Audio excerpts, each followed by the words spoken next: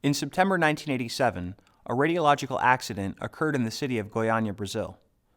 A radiotherapy unit was disassembled by individuals who intended to sell it. This exposed the unit's radioactive source material. As a result, radioactive cesium-137 was spread across portions of the city over several days before the accident was discovered.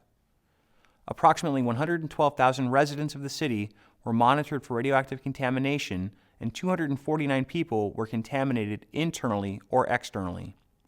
4 people died from radiation injuries. 46 of the contaminated patients were treated with Prussian blue to hasten elimination of cesium-137 and limit radiation doses. Treatment with Prussian blue was found to shorten the elimination half-life of cesium-137 in contaminated patients and reduce the absorbed radiation dose by an average of 71%. The following scenario is constructed to test concepts and is based on, but not in total alignment with, the chronological flow of events during the incident in Goiânia, Brazil. You are the physician on the initial 3-person team that is in transit to Goiânia, Brazil in late September 1987 to respond to reports of a number of potential radiological exposure cases. Accompanying you are 2 radiation health professionals. You arrive at Olympic Stadium to find basic monitoring and triage stations set up. As report is given, you learn that some individuals with more serious symptoms had been triaged to Santa Maria Hospital. As you are receiving this report, you are flagged to assess a patient who has just vomited on the floor in the stadium. The young man tells you that he thinks he may have food poisoning since he has been nauseated and increasingly tired, and he heard from a neighbor that there was a medical station being set up here.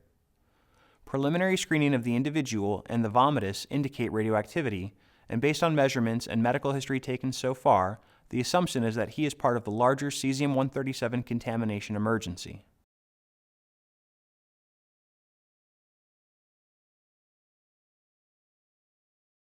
Your team rapidly evaluates the remaining individuals waiting in the stadium.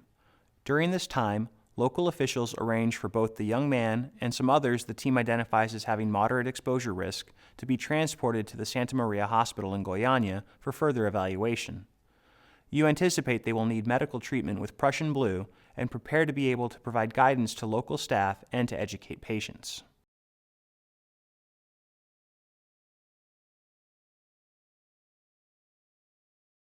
Over the next few days, you address the immediate needs of admitted patients at the Santa Maria Hospital and transfer out patients to the tertiary care center at Marcilio Diaz Naval Hospital as needed.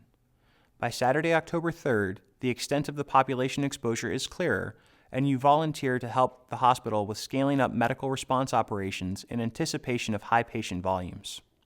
The next day is particularly busy, and halfway through, an individual is prioritized based on preliminary radiation screening.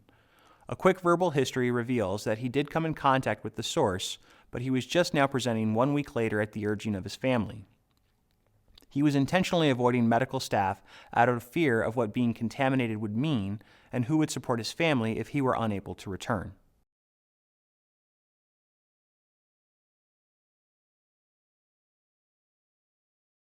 You recommend Prussian blue with monitoring of stool and urine output to assess elimination of radioactive cesium.